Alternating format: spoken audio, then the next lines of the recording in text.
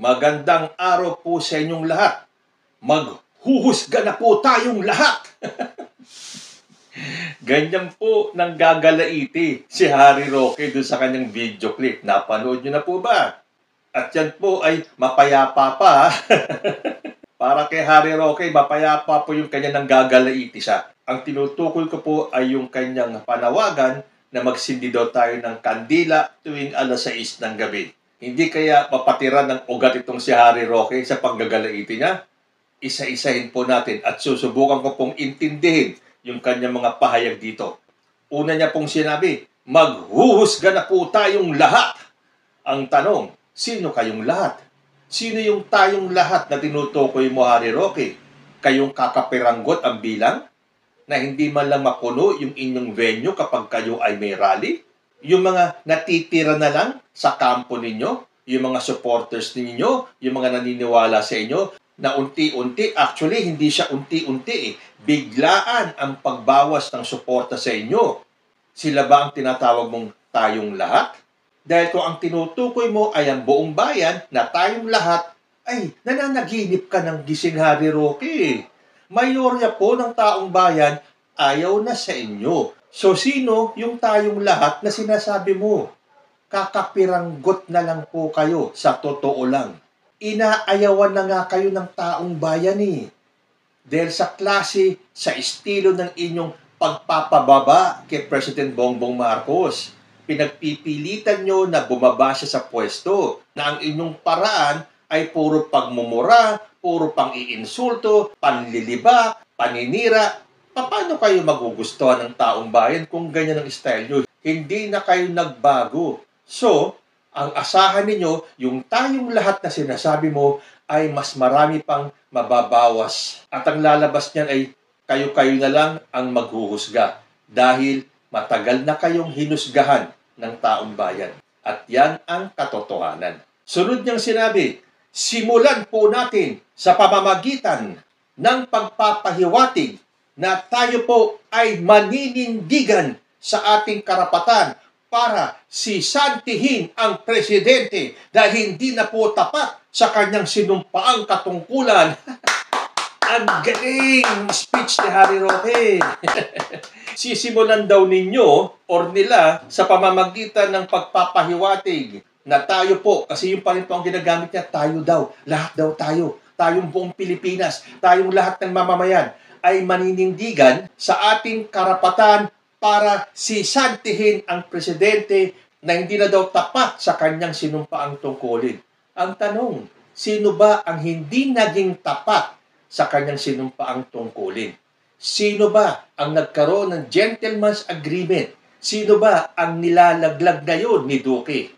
Na kahit na bumaliktad na at binawi na ni Duque yung kanyang sinabi, majority pa po ang naniniwala na yung unang binitawang salita ni Duque, yun ang totoo.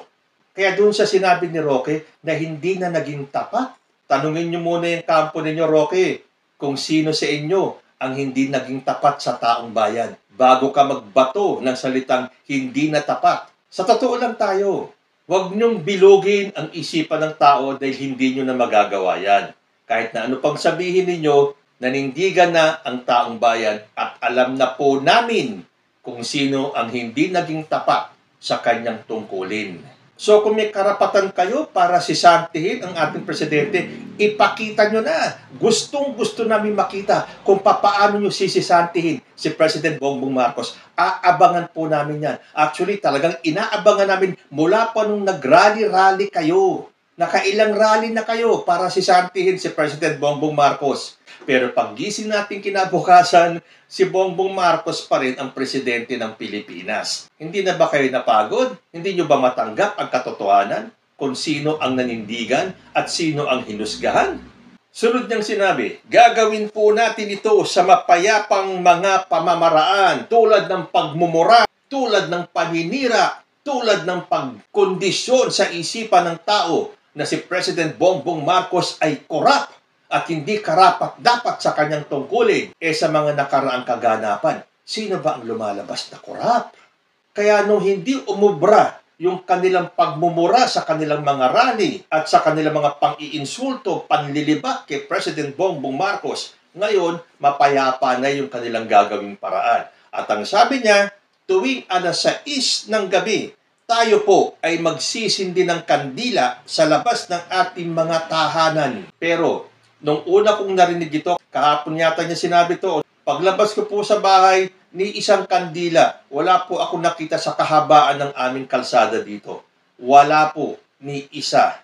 So kung binabalak ni Harry Roque na mag-ala cardinal sin, ay hindi po siya magtatagumpay. Siguro ang dapat niyang gawin, umikot siya sa buong Pilipinas at mamahagi siya ng kandila. Kasi hanggang kailan kayo magsisindi ng kandila, Harry Roque? Hanggang mapaalis nyo at masisanti ninyo si President Bongbong Marcos? Nako napakadaming kandila nun. Siguro libo-libo, daan-daan, bilyon-bilyon kandila ang kailangan ninyo para mapaalis nyo si President Bongbong Marcos. Yan ay, kung may magsisindi ng kandila sa labas ng inyong bahay, ikaw kaya, Harry Roque, sa lugar ninyo, mamayang gabi, lumabas ka at videohan mo. Ipakita mo sa amin kung yung mga kapitbahay mo ay magsisindi ng kandila. Yung magliliwanag ang buong kalsada ninyo sa dami ng kandilang kanilang sisindihan. Baka sakaling maniwala pa kami na sinunod ka ng Pilipinas. Unahin mo dyan sa lugar ninyo.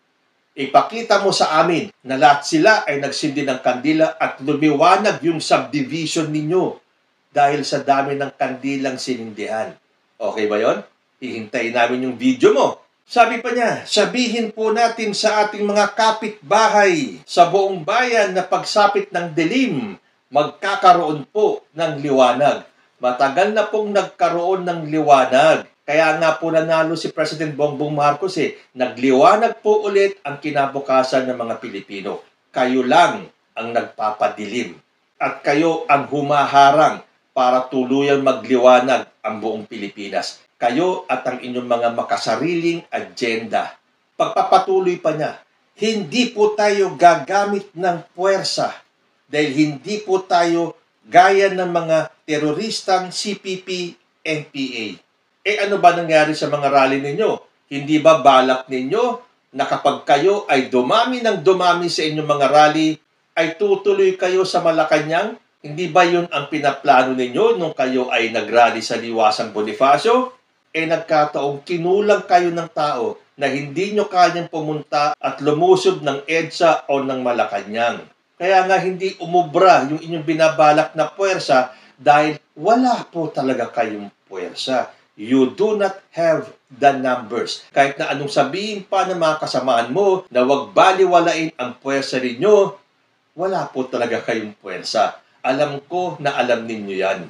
Kaya kung ano-ano na lang gimmick ang ginagawa ninyo, sadly, hindi po kinakagat ng tao. So magmamasid po tayo tuwing gabi, pagsapit ng alas 6, bilangin po natin kung ilan na magsisindi ng kandila sa labas ng kanilang mga tahanan. Okay ba yun, Harry Roque? Yun na lang maitutulong ko sa iyo. Bibilangin ko kung ilan ang magsisindi ng kandila dito at i-report ko sa iyo. Okay? Sabi pa niya, magpapahiwatig po tayo ng ating damdamin. Magpapahiwatig po tayo ng ating husga kung siya ay mananatili o aalis. Naku, mapapagod lang kayo, Harry Roque. Hindi po aalis si President Bongbong Marcos sa kanyang posisyon. Hindi ang mga tulad ninyo ang magpapababa kay President Bongbong Marcos. Babaw siya sa inyo at sasabihin, okay, Harry Roque, sorry ha, sige, bababa na ako sa aking pwesto kasi nagliwanag na ang buong Pilipinas sa dami ng kandilang sinindihan. Hindi ko na po kaya ang liwanag, kaya ako po ay magre-resign na bilang presidente at iyupo nyo na kung sino man ang gusto nyong iyupo at ipalit sa akin bilang presidente. Masaya ka na, Harry Roque? Naku, baka abutin tayo ng 2028 pagkatapos ng termino ni President Bongbong Marcos at kusa po siyang bababa sa pwesto. Hindi po kailangan ng bilyon-bilyong kandila para paalisin po siya pagdating ng 2028. Kaya lang, hindi kayo makapaghintay. Di sige, mamudmud ka ng kandila sa iyong mga kapitbahay, sa buong bayan, para masabi naman na tagumpay yung iyong project. Sabi pa niya, isa lang po yan sa mga pamamaraan na ipaparating natin ang damdamin ng taong bayan hanggang sila po ay mabingi sa ating husga. Paano mabibingi si President Bongbong Marcos kung kandila ang sisindihan ninyo? So out of the question na yan, sindi ng kandila, Harry Roque. Ituloy mo na yung sinasabi mong ibang pamamaraan. Dahil ito pa lang is doomed to fail. Pag nagsindi ng maraming kandila at lumiwanag ang buong bayan, mabibingi ang ating presidente at siya na mismo ang bababa sa kanyang pwesto. Hindi po yan magmamaterialize, sinasabi ko sa inyo. So kung ang sinasabi mo, isa to sa mga pamamaraan, alisin nyo na itong kandila na to. Ituloy nyo na yung ibang pamamaraan ninyo. Ano yung ibang pamamaraan ninyo? Kudeta? Magmamarcha kayo sa EDSA? Gawin nyo na. Hinihintay na po yan ng mayori ng taong bayan. Ipakita nyo na yung puwersa ninyo. Inip na kami sa ganyan mga klaseng pananalita mo, Harry Roque. Tinatawag ka ng agitator eh. Ang hilig mong guluhin ang isipan ng taong bayan. Imbis na tumulong kayo para magtagumpay tayo, ang ginagawa ninyo ay lasunin ang isipan ng taong bayan para sila ay mag-alsa at mag-aklas. Ano nangyayari? Wala. Halos wala naman sumusunod sa mga panawagan mo. Dahil alam nila, alam ng majority ng Filipino people ay satisfied at pabor sa mga ginagawa ng ating presidente. Ilan lang kayo na hindi pumapabor at nakikiisa kay President Bongbong Marcos dahil kitang-kita naman namin kung ano ang gusto ninyo. Ang tanggalin si President Bongbong Marcos sa kanyang pwesto at iupo nyo si VP Sara bilang presidente para malinis na lahat ang mga anomalyang nagawa ninyo.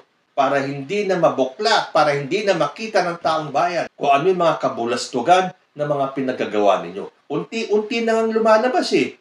Umaalingasaw na nga yung baho eh. Kaya nagmamadali kayo para iupo si VP Sara. Na nakapagtataka naman, wala tayong naririnig na pagkontra ni VP Sara dito sa mga pinaplano ng kanyang mga alipores at ng kanyang mga kaalyado at ng kanyang pamilya. So paano din naman tayo hindi mawawalan ng tiwala kay Vice President Sara Duterte na kahit na gusto natin siya ang maging kapalit ni President Bongbong Marcos, pero sa mga galawan ng kanyang mga kaalyado, wala po siyang ginagawa. Hindi niya kinakausap na huwag kayong ganyan, huwag nating guluhin ang ating bansa. Hintayin natin ang 2028 at siguradong ako naman ang uupo bilang presidente. Pero sa ginagawa niyong yan, lumiliit po ang tsansa ni Vice President Sara Duterte na siya ang papalit kay President Bongbong Marcos bilang presidente sa 2028. Masakit man pong aminin, pero yun po ang nakikita ng mas maraming Pilipino sa ngayon. Na dahil sa mga pinaggagawa ninyo, ang apektado po ay si VP Sara. Maniwala man kayo o hindi, tanggapin nyo man o hindi. At ang panghuli ni Harry Roque, tama na, sobra na. Tama nga, Harry Roque. Tama na kayo sa ilusyon ninyo. Tama na kayo sa pantasya ninyo na maiuupo nyo si VP Sara nang wala sa panahon. Dahil hindi nyo po mapapabagsak at hindi nyo masisisante si President Bongbong Marcos dahil hanggang ang mayorya ng Pilipino ay nakasuporta sa ating presidente, wala po kayong tsansa, ni katiting na tsansa na magtagumpay. So ang huling sinabi mo, sobra na? Oo, sumusobra na kayo. Kaya dapat na kayong talusin. Kayo po, ano ang masasabi nyo rito sa ilusyon ni Harry Roque? Magsisindi ba kayo ng kandila mamayang alas 6 ng gabi? Comment lang po down below at magbabalik po ang usapang Tito Manny. Diyos ti Agnina.